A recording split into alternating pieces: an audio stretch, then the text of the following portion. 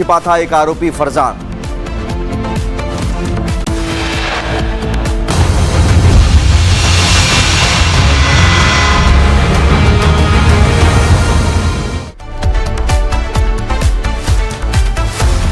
नमस्कार, बहुत स्वागत है आपका। मैं हूं आपके साथ सुमित झा। आप देख रहे हैं रिपब्लिक भारत। दिन भर की बड़ी और अहम खबरें आपको हम दिखाने जा रहे हैं। सबसे पहले बात एक शातिर चोरी की कहानी की। राजस्थान की जमीन के नीचे दौड़ रही एचपीसीएल की क्रूड ऑयल पाइपलाइन को शातिर चोरों ने अपना कमाई का कुआं बना लिया। पचपदरा क्षेत्र में पाइपलाइन को पंचर कर अवैध वाल्व लगाने और क्रूड ऑयल चोरी करने वाले अंतर्राज्यीय गिरोह का गुजरात एटीएस और राजस्थान पुलिस ने पर्दाफाश किया है। संयुक्त कार्रवाई में कुल 8 आरोपियों को गिरफ्तार किया गया है। आप भी देखिए कैसे बंजर जमीन का सीना चीरकर शातिर चोर तेल का काला खेल खेल रहे थे।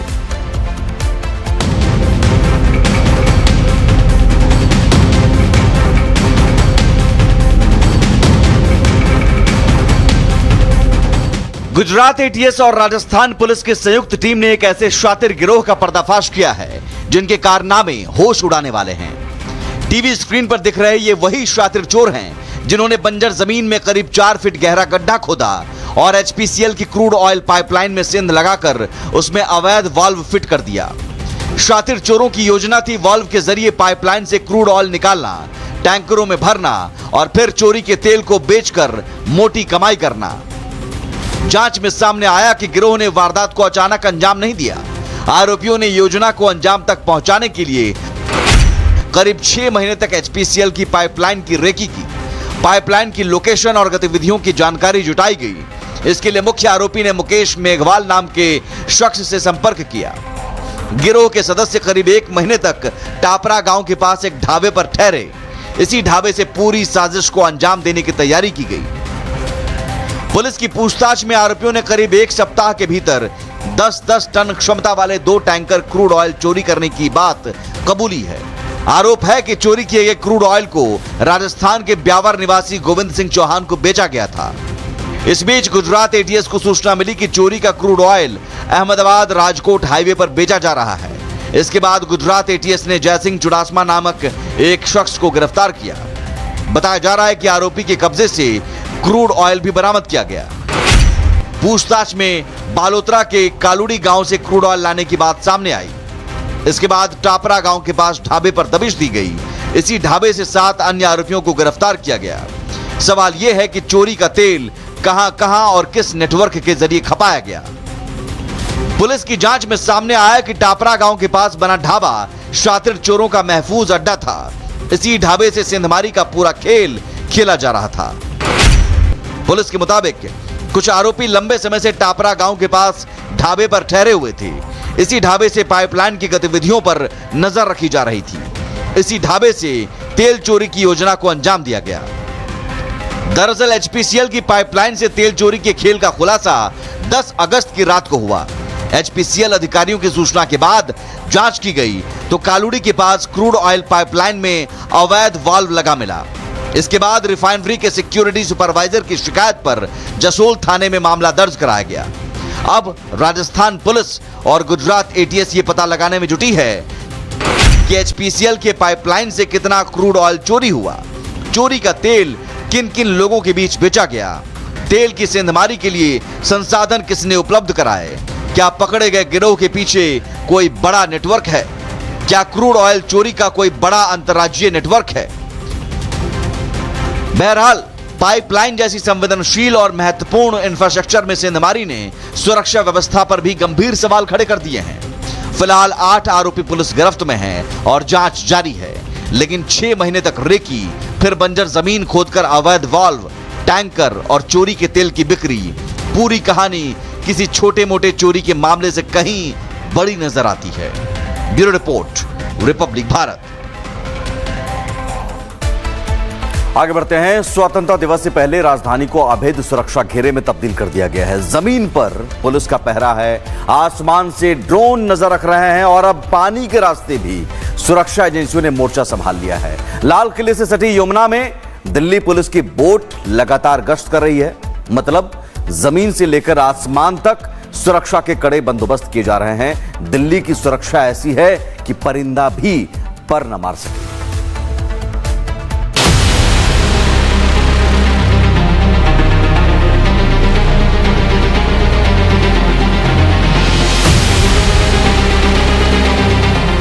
पंद्रह अगस्त यानी स्वतंत्रता दिवस से पहले दिल्ली की सुरक्षा अभेद्य की जा रही है। जमीन से लेकर आसमान तक सुरक्षा के कड़े बंदोबस्त किए जा रहे हैं। सुरक्षा ऐसी कि परिंदा भी पर न मार पाए। इसी कड़ी में दिल्ली पुलिस के जवान लाल किले से सटे यमुना नदी को महफूज करने में जुट गए हैं। यमुना के रास्ते किसी भी संदिग्ध मूवमेंट को रोकने के लिए बोट पेट्रोलिंग की जा रही है। लाल किले के आसपास यमुना का इलाका सुरक्षा के लिहाज से बेहद अहम है। यही वजह है कि यमुना और उसके आसपास के इलाकों में पुलिस की गश्त बढ़ा दी गई है। 15 अगस्त को लेकर लाल किले के आसपास तकरीबन 10,000 दिल्ली पुलिस के कर्मी तैनात है। साथ ही पैरामिलिट्री फोर्सेस की भी तैनाती की गई है। सड़कों पर जहां पुलिस की तैनाती है, तो वहीं लाल किले के आसपास जो यमुना की पूरी बेल्ट है, वहां पर भी पुलिस पेट्रोलिंग करती हुई आपको नजर आएगी। इस समय उसी पेट्रोलिंग बोट पर मेरी मौजूदगी है। सबसे पहले आप देखिए मेरे पीछे, आप ये लोहे का पुल आपको नजर आ रहा है। ये लोहे का पुल लाल किले से ठीक सटा हुआ और ये यमुना लाल किले के बैक साइड पर बहती हुई, लेकिन बोट के जरिए 24 घंटे दिल्ली पुलिस की नजर यमुना पर भी हो। सुरक्षा का मकसद साफ है, यमुना के रास्ते किसी भी संदिग्ध गतिविधि की गुंजाइश को खत्म करना। यानी लाल किले की सुरक्षा सिर्फ उसके चारों तरफ नहीं है, बल्कि उससे जुड़े हर संभावित रास्ते पर निगरानी है। यमुना में चल रही बोट पेट्रोलिंग इसी सुरक्षा व्यवस्था का अहम हिस्सा है। दिल्ली पुलिस के जो कर्मी हैं वो यहाँ पर तैनात है। आईटीबीपी के जो जवान हैं वो बोट पर तैनात हैं और सोफिस्टिकेटेड वेपन्स के साथ ये जो जवान हैं यमुना के अंदर आपको पेट्रोलिंग करते हुए नजर आ रहे हैं। लाल किले के आसपास तकरीबन 400 सीसीटीवी कैमरे, सीसीटीवी कैमरों के अलावा आपको 10,000 पुलिसकर्मी, पैरामिलिट्री फोर्सेस के जवान वहां पर तैनात नजर आएंगे। और ठीक उसके बिल्कुल विपरीत यमुना में किस तरीके की हलचल है उसको देखने के लिए जो बोट के जरिए पेट्रोलिंग जो है वो यहाँ पर की जा रही है। आप आसपास देखिए पूरा रिज एरिया है, यहाँ पर किस तरीके की मूवमेंट है। मतलब स्वतंत्रता दिवस से पहले दिल्ली में सुरक्षा का पहरा और सख्त हो गया है। चप्पे चप्पे पर नजर है, हर संदिग्ध गतिविधि पर निगरानी है। यानी जल, थल और नभ तीनों रास्तों पर सुरक्षा का पहरा है। दिल्ली के आसमान में ड्रोन निगरानी कर रहे हैं। सड़कों पर पुलिस की गश्त बढ़ा दी गई है। चप्पे चप्पे पर पुलिस की बैरिकेडिंग और चेकिंग है। यमुना नदी में बोट पेट्रोलिंग कर रही है। दिल्ली पुलिस सुरक्षा के तीनों लेयर मजबूत कर रही है। इसके अलावा स्वतंत्रता दिवस से पहले दिल्ली के संवेदनशील इलाकों में भी अतिरिक्त पुलिस बलों की तैनाती की गई है। रेलवे स्टेशन, बस अड्डे, मेट्रो स्टेशन, ऐतिहासिक स्थल पर नजर है। भीड़ भाड़ वाले इलाकों की निगरानी की जा रही है। सीसीटीवी कैमरों से नजर रखी जा रही है। दिल्ली में वाहनों की जांच की जा रही है। संदिग्धों की पहचान के लिए अभियान चलाए जा रहे हैं। वहीं दूसरी ओर दिल्ली पुलिस ने 2 दिन पहले ही 19 वांटेड आतंकियों के पोस्टर सार्वजनिक जगहों पर चस्पा किया है। आतंकियों के इन पोस्टरों के जरिए पुलिस आम लोगों को भी सतर्क कर रही है। दिल्ली पुलिस ने इन आतंकियों को 3 अलग अलग मॉड्यूल में रखा है। इनमें इंडियन मुजाहिदीन, अलकायदा और खालिस्तानी आतंकी संगठनों से जुड़े वांटेड आरोपी शामिल हैं। पहले मॉड्यूल में इंडियन मुजाहिदीन से जुड़े 5 आतंकी हैं। दूसरे मॉड्यूल में अलकायदा से जुड़े 6 वांटेड आतंकियों की तस्वीरें हैं। तीसरे मॉड्यूल में खालिस्तानी संगठनों से जुड़े 8 वांटेड आतंकी शामिल हैं। मोस्ट वांटेड आतंकियों के पोस्टर्स दिल्ली में भीड़भाड़ वाली जगहों पर लगाए जा रहे हैं। इस समय पालिका के गेट पर मैं मौजूद हूँ। सीपी का पालिका सबसे महत्वपूर्ण है। महत्वपूर्ण इस लिहाज से क्योंकि जो बड़ा क्राउड इस पालिका में पहुंचता है। और यहाँ पर आप देखिए कि दिल्ली पुलिस के जो जवान हैं वो यहाँ पर आतंकियों के पोस्टर्स लगाते हुए आपको नजर आएंगे। ये पोस्टर्स हर उस भीड़भाड़ वाली जगहों पर लगाए जा रहे हैं जहाँ पर फुटफॉल सबसे ज्यादा है। और ना सिर्फ नई दिल्ली का इलाका बल्कि सेंट्रल दिल्ली और इसके अलावा जो दूसरे लोकेशंस हैं वहां पर इसी तरीके से जो पोस्टर्स हैं उनको चस्पा किया गया। वहीं स्वतंत्रता दिवस समारोह और सार्वजनिक सभाओं को देखते हुए सेंट्रल जिले में 16 अगस्त तक पतंग उड़ाने और किसी भी तरह की हवाई वस्तु उड़ाने पर रोक लगा दी गई है। यानी जमीन से लेकर आसमान और पानी में सुरक्षा का सख्त पहरा है। 15 अगस्त से पहले दिल्ली को सुरक्षा के ऐसे अभेद्य घेरे में रखा गया है जहां जमीन से लेकर आसमान तक निगरानी है। सुरक्षा एजेंसियां हर इनपुट को गंभीरता से ले रही हैं। संदेश साफ है, 15 अगस्त के जश्न में खलल डालने की कोशिश बर्दाश्त नहीं होगी। Bureau report, Republic Bharat. और खबर राजस्थान से जो अदालत दूसरों के करप्शन का हिसाब करती है, आज वो खुद भ्रष्टाचार के दीमक का शिकार हो गई है। हम बात कर रहे हैं राजस्थान हाईकोर्ट की जोधपुर मुख्य पीठ की नई इमारत की। 220 करोड़ रुपए की लागत से बनी इस इमारत को लेकर आईआईटी बॉम्बे ने एक बेहद डराने वाला खुलासा किया है। रिपोर्ट के मुताबिक हाईकोर्ट का 21 मीटर ऊंचा केंद्रीय गुंबद बेहद कमजोर हो चुका है, जर्जर हो चुका है और कभी भी ढह सकता है। निर्माण के महज 5 साल के भीतर ही इमारत की 40% कंक्रीट उखड़ चुकी है और सरियों में जंग लग गया है। साफ है कि जनता की गाढ़ी कमाई के करोड़ों रुपए भ्रष्टाचार की भेंट चढ़ गए और इस घोर लापरवाही पर अब खुद हाईकोर्ट ने स्वतः संज्ञान लिया है। रिपोर्ट आपको दिखाते हैं।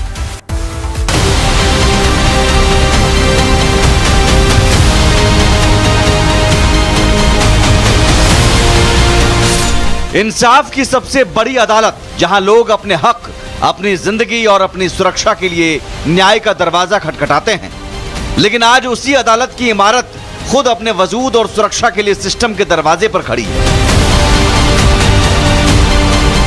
करीब 220 करोड़ रुपए की भारी भरकम लागत और 11 साल की लंबी अवधि में तैयार हुआ राजस्थान हाईकोर्ट की जोधपुर मुख्य पीठ का यह नया भवन आज भ्रष्टाचार और घोर लापरवाही की जीती जागती मिसाल बन चुका है। जिस 21 मीटर ऊंचे और 118 फीट चौड़े विशाल सेंट्रल डोम को रेगिस्तान के बीच राजपूती वास्तुकला और न्याय के गौरव का प्रतीक माना गया था, आईआईटी बॉम्बे की खोजी ऑडिट रिपोर्ट ने उसकी भव्यता के पीछे छिपे बड़े प्रशासनिक भ्रष्टाचार की पोल खोल दी है। रिपोर्ट के मुताबिक इस नए भवन का मुख्य गुंबद संरचनात्मक रूप से इतना कमजोर हो चुका है कि ये कभी भी भरभरा कर गिर सकता है। अदालत ने खुद बेहद सख्त रुख अपनाते हुए साफ कर दिया है कि न्याय के सबसे बड़े मंदिर में लोगों की जान से खिलवाड़ करने वाली ऐसी लापरवाही किसी भी कीमत पर स्वीकार नहीं की जा सकती। जो रिपोर्ट्स आई, उस रिपोर्ट्स के आधार पर यदि वो बिल्डिंग के आ रहा है कि जंग लग रही है, कंक्रीट की समस्याएं आ रही है, कई ऐसी चीज समस्याएं आ रही है जो कोर्ट के संज्ञान में आई।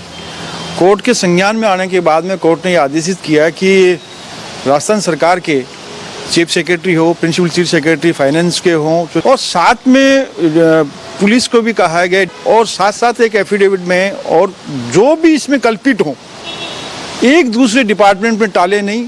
24 अगस्त को है, वो कहा कि आइए कोर्ट में आप इसमें रखिए। आइए ग्राफिक्स के जरिए समझते हैं कि आईआईटी बॉम्बे और आईआईटी जोधपुर की जांच रिपोर्ट में भवन को लेकर क्या बड़े खुलासे हुए हैं। 21 मीटर ऊंचा मुख्य गुंबद संरचनात्मक रूप से कमजोर है, कभी भी ढहने का खतरा बना है। इमारत का करीब 40% हिस्सा कंक्रीट स्पॉलिंग यानी कंक्रीट उखड़ने के लिहाज से बेहद संवेदनशील हो चुका है। नमी, कार्बोनेशन और क्लोराइड के कारण कंक्रीट के अंदर मौजूद स्टील बार में तेजी से जंग बढ़ रहा है। जंग के कारण कंक्रीट के हिस्से अचानक टूटकर नीचे गिर सकते हैं। रिकॉर्ड बताते हैं कि यह संकट अचानक सामने नहीं आया है। पिछले कुछ सालों से भवन के अलग अलग हिस्सों में छत टूटने और पानी रिसने की लगातार घटनाएं दर्ज हो रही थी। अगर पिछले हादसों के कैलेंडर पर नजर डालें तो हालात की गंभीरता साफ समझ आती है। 20 फरवरी 2023 जजों के चैंबर नंबर 14 की छत अचानक गिर गई। 29 अप्रैल 2023 सेंट्रल डोम क्षेत्र की छत का एक हिस्सा टूटकर नीचे गिरा।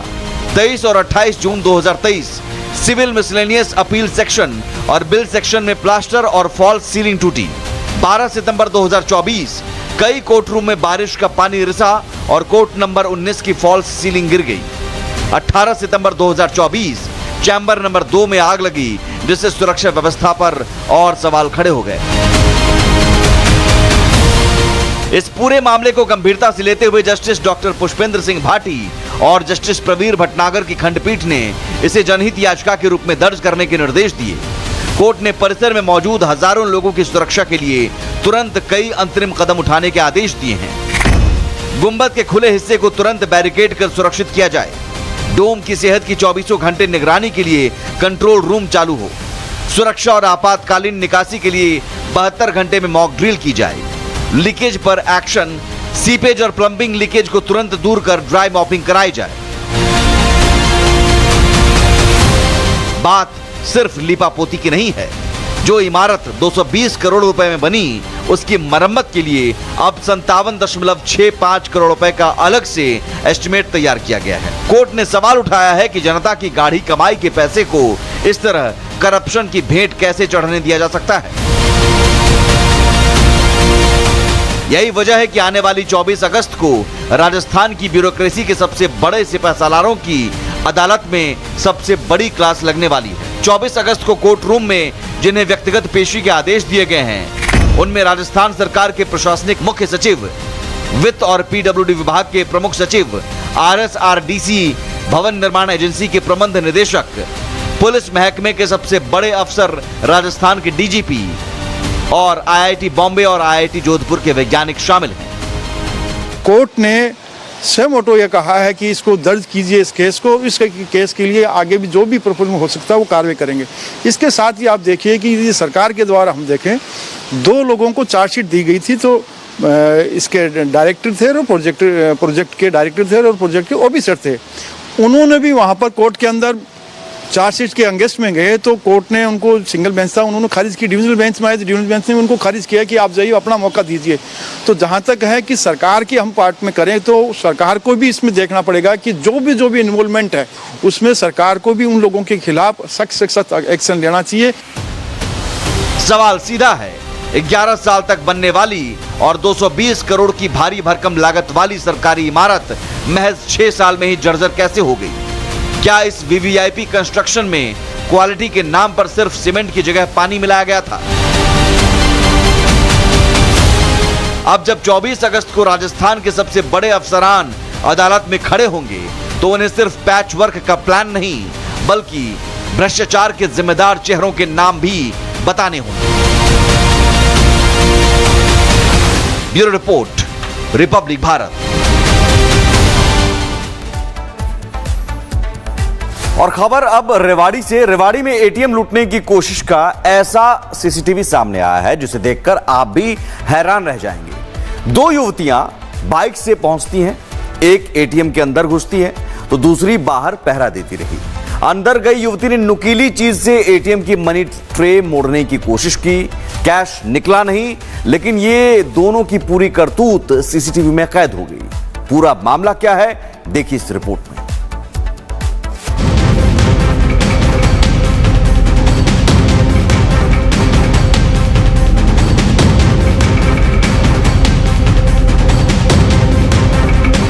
ये तस्वीरें हरियाणा के रेवाड़ी के धारूहेड़ा की हैं, जहां 2 युवतियों ने एटीएम से पैसे निकालने के लिए मशीन से छेड़छाड़ की।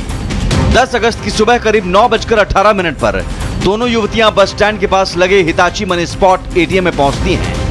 पहले दोनों एटीएम के अंदर जाती हैं, लेकिन वहां पहले से मौजूद एक युवक को देखकर बाहर निकल जाती हैं। इसके बाद करीब 9:55 पर दोनों फिर एटीएम में दाखिल होती हैं। एक युवती एटीएम के अंदर जाती है जबकि दूसरी बाहर खड़े होकर मोबाइल देखती रहती है। अंदर गई युवती जेब से एक नुकीली चीज निकालती है और एटीएम की मनी ट्रे के साथ छेड़छाड़ शुरू कर देती है। मनी ट्रे को मोड़ने और खींचने की कोशिश की जाती है, लेकिन कैश बाहर नहीं आता। इसी दौरान एक आदमी एटीएम में पहुंचता है तो दोनों युवतियां सामान्य तरीके से पैसे निकालने का दिखावा करने लगती हैं। सीसीटीवी में साफ दिखाई देता है कि युवतियां बार-बार एटीएम मशीन के पास जाती हैं। एक युवती कार्ड लगाकर पैसे निकालने की कोशिश करती है तो दूसरी कभी एटीएम के बाहर खड़ी रहती है और कभी उसके साथ मशीन के पास पहुंच जाती है। सीसीटीवी में एक और अहम तस्वीर सामने आई है। युवती बार-बार मोबाइल देखती है, पसीना पोंछती है और आसपास मौजूद लोगों पर भी नजर रखती दिखाई देती है।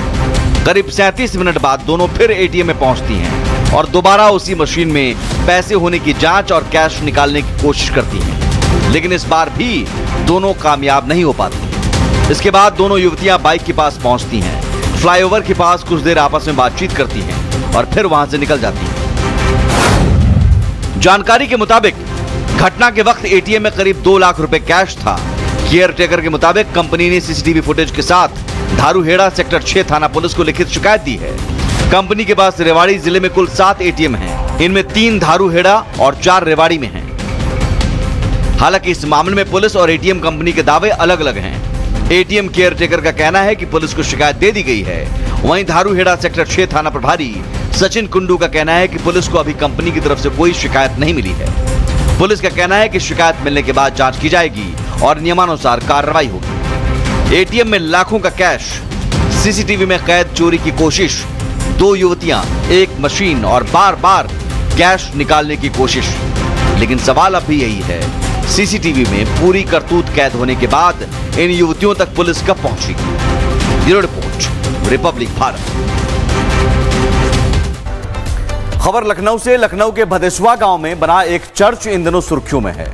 आरोप है कि इस चर्च में अवैध तरीके से धर्मांतरण का खेल चल रहा है। स्थानीय लोगों का आरोप है कि यहां हर रविवार को चंगाई सभा होती है और इसी की आड़ में लोगों को धर्मांतरण के लिए प्रभावित किया जाता है। फिलहाल चर्च की जमीन की राजस्व टीम जांच कर रही है।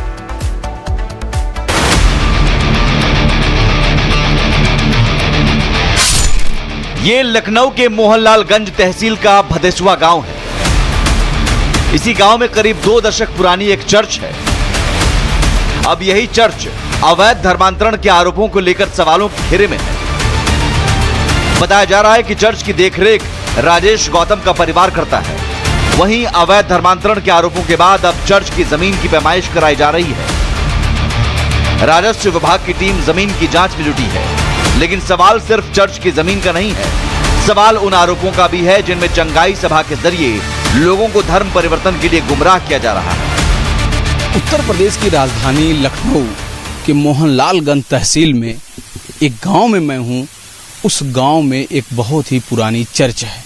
आप देखिए, ये वही चर्च है जहां पे लिखा है Saint Stephen believers eastern church. एक शिकायत पर यहाँ पर पुलिस पहुंची थी और 4 से 5 लोगों को हिरासत में ले ली थी। ये जो चर्च है, अगर अवैध जमीन पर निकलेगी तो आगे इस पर एक्शन भी होगा, क्योंकि अगल बगल लोगों का एक कहना है कि लगातार यहाँ पर फादर और ये पादरी ये सब आते हैं, ब्रेन वॉश करते हैं। वहीं चर्च के आसपास रहने वाले कुछ स्थानीय लोगों ने अलग तस्वीर पेश की। स्थानीय लोगों का दावा है कि हर रविवार को यहाँ चंगाई सभा होती है। सभा में फादर आते हैं और बड़ी संख्या में लोग इसमें शामिल होते हैं। आरोप है कि सभा के दौरान लोगों को धर्म परिवर्तन का लालच दिया जाता है। कुछ लोगों के धर्म परिवर्तन की बात भी स्थानीय लोगों ने कही है। हालांकि जिन लोगों के धर्म परिवर्तन की बात आ रही है वे कैमरे पर बोलने को तैयार नहीं है। मामला यही है कि इसमें जो है वो बड़ा धर्म परिवर्तन किया जा रहा था। अच्छा। संडे यहाँ पे मतलब एक वो लगती है प्रार्थना सभा लगती है। धर्म के बारे में पूछते हैं कि धर्म को बढ़ावा करो और जो अगल बगल के लोगों को लाओ, यही सब चीजें बताते हैं। और यहाँ पर भी कम से कम 10-12 लोग हैं जो मतलब यहाँ पे कन्वर्ट हो चुके हैं। इन आरोपों के बीच पिछले रविवार को पुलिस ने चर्च में छापेमारी की थी।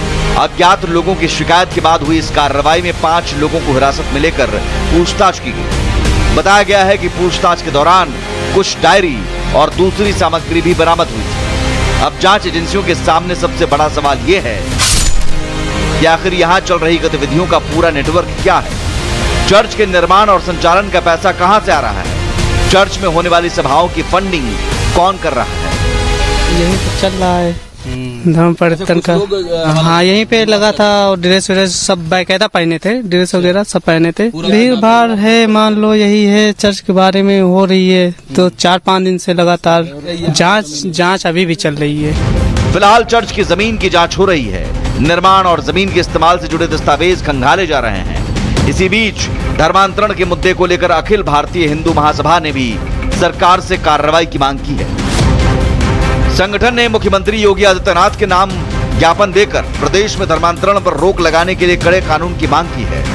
ज्ञापन में आरोप लगाया गया है कि प्रदेश के कुछ इलाकों में चंगाई सभा के नाम पर गरीब और जरूरतमंद लोगों को नौकरी, इलाज, शिक्षा और आर्थिक मदद का लालच देकर धर्म परिवर्तन कराया जा रहा है।